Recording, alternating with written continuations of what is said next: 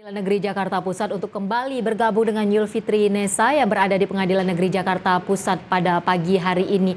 Yufi, tadi menurut laporan rekan kita Wahyu Ritonga bahwa Jessica didampingi jaksa sudah keluar dari lapas menuju Pengadilan Negeri Jakarta Pusat. Apakah sudah terlihat Jessica tiba di Pengadilan Negeri Jakarta Pusat? Bagaimana dengan tim kuasa hukum? Sudah terlihat di sana belum, Yufi?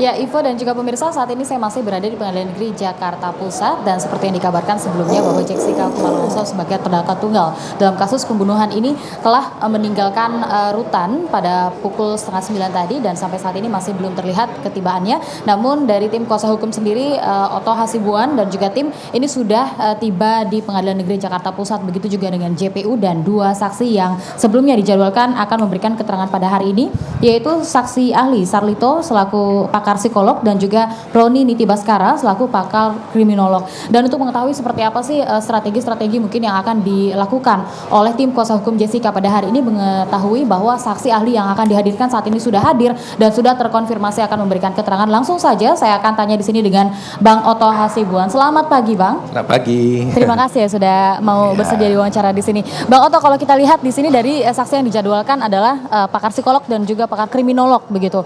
Menurut Anda di hari terakhir JPU menghadirkan saksi ahli seperti ini ketimbang saksi fakta yang belum sempat dihadirkan sebelumnya, seperti apa, Bang?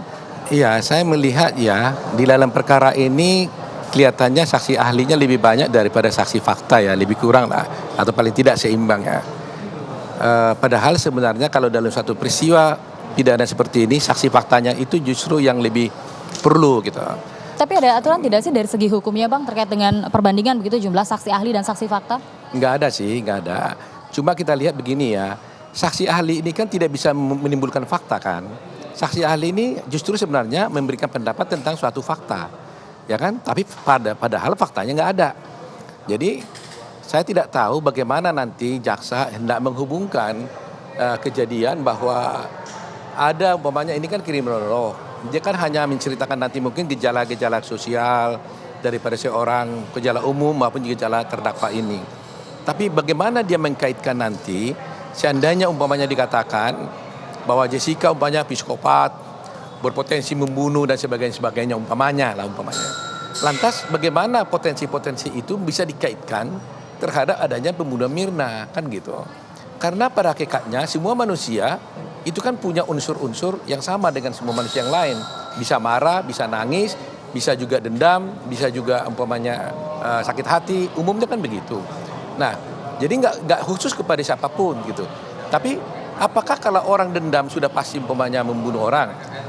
Apakah orang yang sakit sudah pasti membunuh orang? Apakah orang umpamanya punya sesuatu kelainan sudah membunuh orang? Itu kan nggak boleh ditafsirkan langsung, harus dikaitkan bagaimana hubungan kausalnya. Karena di dalam hukum pidana kan ada teori namanya hubungan kausal, ya kan? Tidak ada kesalahan. Tidak ada perbuatan yang bisa dihukum kalau tidak ada kesalahan. Itu prinsip gitu loh. Jadi kalau ada perbuatan orang itu dihukum tanpa kesalahan nggak boleh. Nah, bagaimana menghubungkan antara teori-teori ahli ini dengan kesalahan yang dilakukan? Nah, sedangkan perbuatannya sendiri belum terbukti kok. Saksi yang melihat Jessica memasukkan sesuatu ke dalam gelas nggak ada, bagaimana kita tarik kesimpulan itu? Baik, kalau dilihat saksi ahli begitu yang dihadirkan lagi-lagi ini dari sisi psikologi. Memangnya dari sisi psikologi seperti saksi ahli yang sebelumnya sudah dihadirkan beberapa kali pakar psikologi, apakah dinilai masih kurang begitu?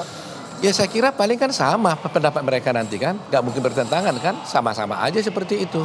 Tapi kalau dari pakar toksikologi begitu yang dihadirkan ternyata seperti pakar maksud saya dokter forensik begitu kemarin. Ternyata ada fakta-fakta yang berbeda yang dikeluarkan oleh saksi-saksi ahli sebelumnya. Saya berpikir baik-baik saja. Seharusnya kalau jaksa mengajukan saksi pastikan yang menguntungkan jaksanya. Kemarin itu memang saya juga tidak tahu. Mungkin puji Tuhan lah ya, karena ternyata saksi forensik kemarin itu justru memberikan hal yang positif buat Jessica. Ya kan? Karena sampai sekarang kalau saya hitung urut-urut, sampai sekarang ini belum ada seorang ahli pun forensik yang memastikan matinya korban ini karena cyanida. Cuma Pak Slamet sendiri yang melakukan pemeriksaan organ, dia tidak menyatakan matinya karena cyanida ketika melakukan pemeriksaan terhadap hasil daripada pemeriksaan organ lambungnya, sampel itu. dia mematakan matinya korban itu karena ada pernyataan toksologi yang mengatakan yang masuk dalam tubuh korban itu adalah 298 mg yang itu melewati lethal dosis. Jadi dia bilang kalau itu lewat lethal dosis ya matinya karena cyanida, tapi bukan karena fakta yang didapatkan di dalam tubuh, ya kan? Nah, ahli psikologi Pak Nur Sarman mengatakan itu pasti karena cyanida.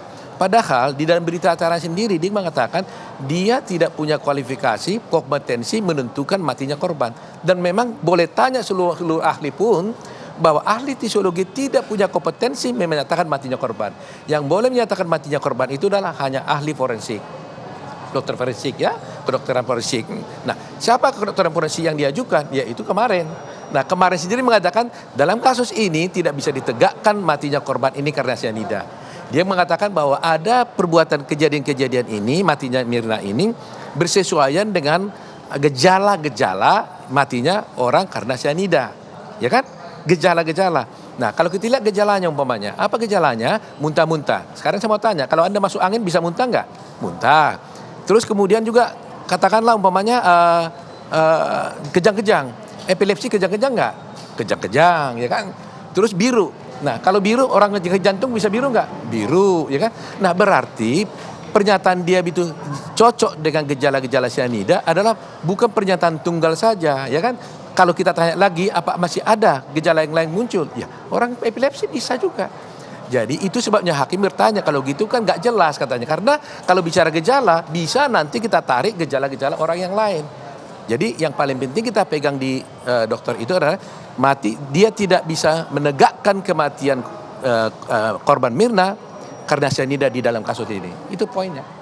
Baik, itu yang adalah kedua, poinnya. dikatakan prosedur telah dilanggar karena tidak dilakukan otopsi. Ya kan? Sehingga dia mengatakan kemarin itu, kalau begitu bagaimana? Ini kan hanya diambil sampel, tidak dilakukan otopsi. Menurut saudara apa? Dia bilang, ya daripada gak ada rotan akar pun jadi. Nah, kalau Bisakah sudah seperti itu? Nah, apakah nasibnya korban Jessica bisa dibutuhkan karena percobaan yang tidak ada rotan akan pun jadi? Itu kan sudah menggambarkan bahwa ini kan nggak boleh gitu kira-kira. Baik, nah terkait dengan keterangan dari saksi ahli hari ini, walaupun ada saksi psikologi sebelumnya dan juga saksi psikologi hari ini, mungkinkah ada mukjizat seperti kemarin begitu yang ternyata keterangannya berbeda dengan keterangan sebelumnya? Kalau Bang Oto sendiri singkat saja Bang, sidang sudah mau dimulai. Kalau Tuhan berkehendak pasti bisa. Baik, sukses terus buat Bang Oto dan juga tim ya. demi kebenaran ya Bang ya. Baik, Selamat baik, bertugas. Ya. Dan pemirsa, itu tadi wawancara kita dengan Oto Hasibuan selaku kuasa hukum dari Jessica Kumala Wongso, dan sampai saat ini jaksa penuntut umum juga kita sudah lihat sudah hadir di ruang persidangan, dan juga saksi ahli yang dijadwalkan akan memberikan keterangan hari ini dua-duanya sudah terlihat di Pengadilan Negeri Jakarta Pusat, dan sudah ada panggilan akan mulainya persidangan, dan kita masih akan terus memantau seperti apa jalannya persidangan di Pengadilan Negeri Jakarta Pusat hari ini yang merupakan hari terakhir dari jaksa penuntut umum untuk mengeluarkan saksi-saksinya. Kembali ke studio Ivo. Baik, terima kasih banyak Yulfitri Nesa melaporkan langsung dari Pengadilan Negeri Jakarta Pusat.